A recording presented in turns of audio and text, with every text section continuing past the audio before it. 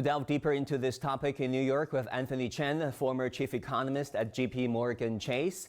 In Los Angeles, we have William Lee, chief economist at the Milken Institute. And in our studio in Beijing, I'm pleased to be joined by Liu Baocheng, Dean of the Center of International Business Ethics at the University of International Economics and Business. Gentlemen, welcome to the discussion. So great to see you again. Not everyone is a big fan of Trump's tariffs, obviously. For example, earlier on, Ford CEO Jim Farley said Trump's moves have so far added, quote unquote, a lot of cost and a lot of chaos to American businesses. For as much as external revenue, the tariffs may have temporarily brought to the U.S. coffer. What do you think? Well, let's remember the objective of using tariffs is not just merely to make economic objectives and to help Ford. President Trump imposed tariffs on Canada and Mexico because he wanted them to be serious about closing the border, stopping the flow of illegal immigrants and illicit drugs into the United States. And that was really the main objective behind the use of tariffs, is to get people to be serious about other policy objectives. Yes, the tariffs have made it very inconvenient for the automobile industry because they are the main users of imported steel and aluminum.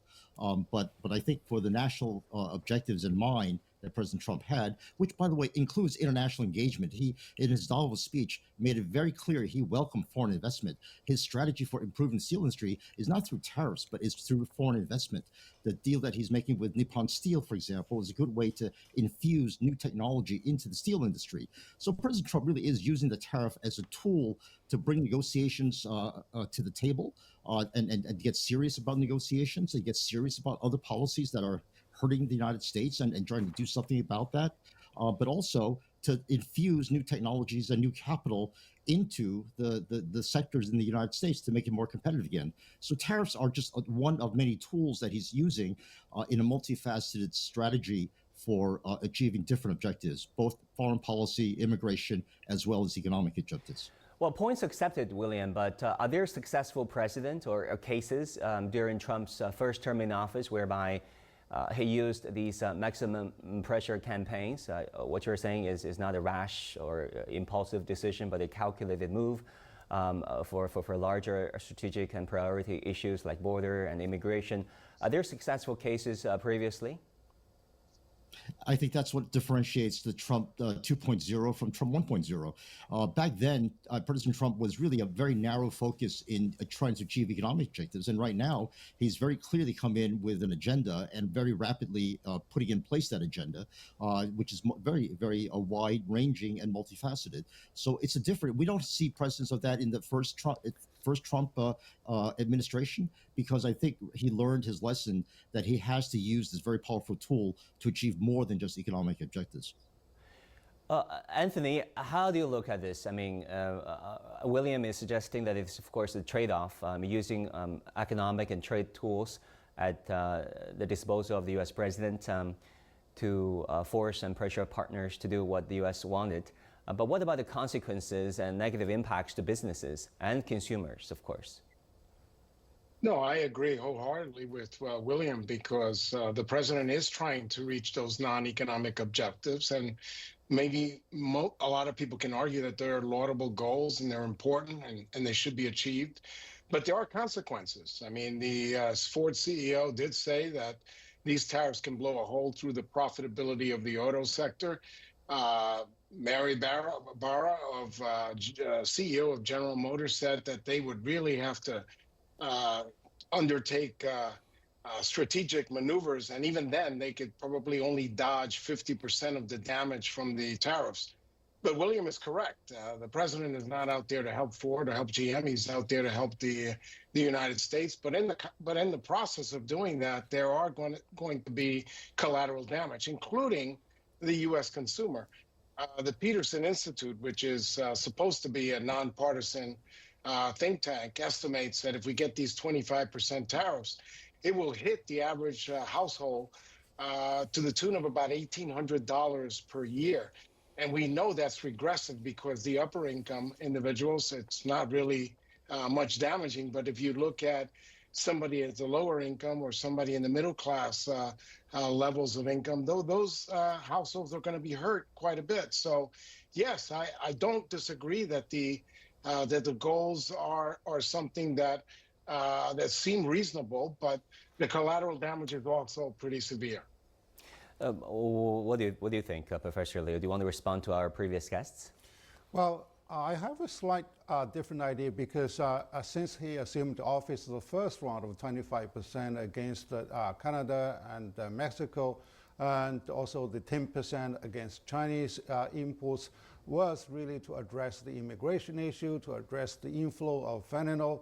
Whether it's a groundless or not, that's a different story, but that's over. Major traffic cartels. So they have to deal with that, and China also works very closely and also effectively with the United States in the working group to deal with the money laundering and to deal with the drug trafficking. So therefore, the ground based on China producing fentanyl, actually we are doing it legally, and to level the 10% tariff is totally groundless. And so therefore, China should be there to continue to engage dialogue. I do not really welcome the fact that China will do the tit for tat at the moment, because you do not know what is next under the sleeve of Donald Trump. We can really stay and watch. William, you're shaking your head. Well, I love how Professor Liu has these conspiracy theories. I love conspiracy theories, so I applaud him for being so inventive. I think one of the things that we have to keep in mind is that President Trump made it very clear to the executives at Davos, the United States welcomes foreign investment. And the deal with Nippon Steel is a good example where he said, I don't favor the purchase of Nippon Steel, of U.S. Steel by Nippon Steel, but I do favor their investment in putting new technology and improving the job prospects for American steel workers. And I think that's really the use of a tariff.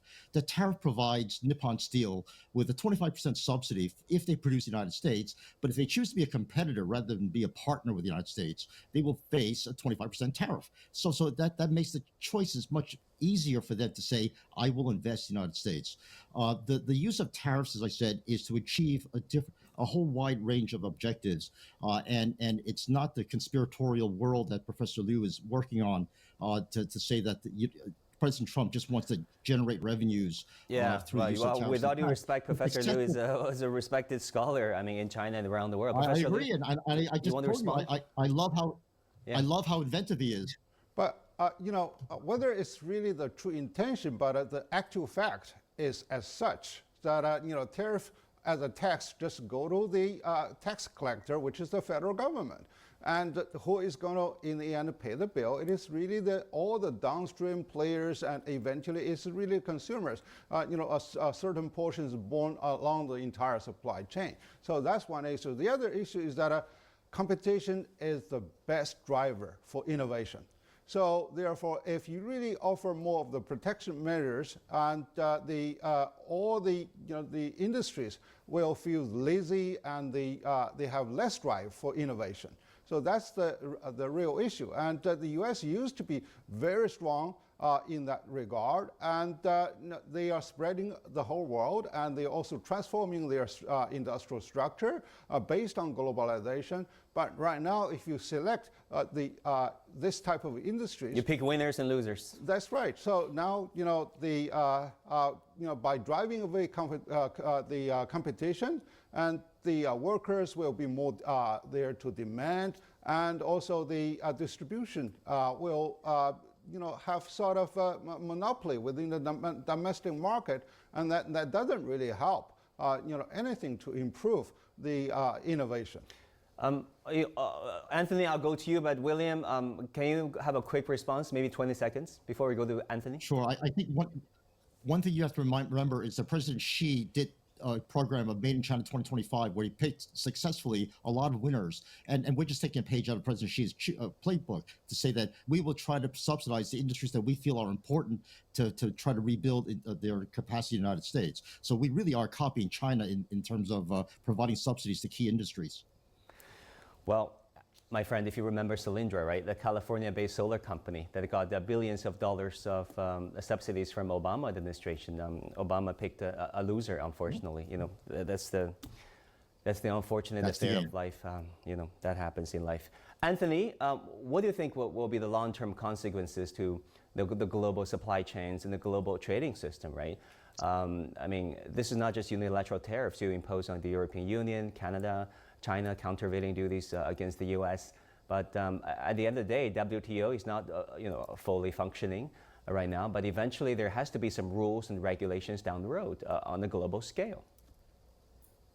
No, I agree. The World Trade Organization doesn't have the strong enforcement mechanisms that they had before. That has been taken away from them. But at the end of the day, I think most economists will tell you that comparative advantage always wins. And I think that when you impose these kinds of tariffs, you kind of disrupt that. And so I have no argument with the goals that William is talking about. But when you just bring it down to economics, I still feel that the comparative advantage is the best way to go. That is, those countries that can produce products a lot cheaper should be producing them, and those that have less efficiency should be producing other products that they have comparative advantage. But again, it's controversial because of national security issues and because of other goals that are non-economic that have to be brought into the picture. But just keeping economics on the forefront, I would say let comparative advantage rule. I totally agree because, for example, China grows soybeans, but we import a lot more from the United States, Brazil, Argentina, soybeans. So the U.S. can continue to produce steel and aluminum, and they can continue to import steel and aluminum depending on different type of usage and depending on different type of quality and also price scheme. So that's the way, how the world can really work based on globalization and also comparative advantage. William, to what extent should we still be believers of the comparative advantage theories that is first, of course, taught and initiated and populated by Western economists?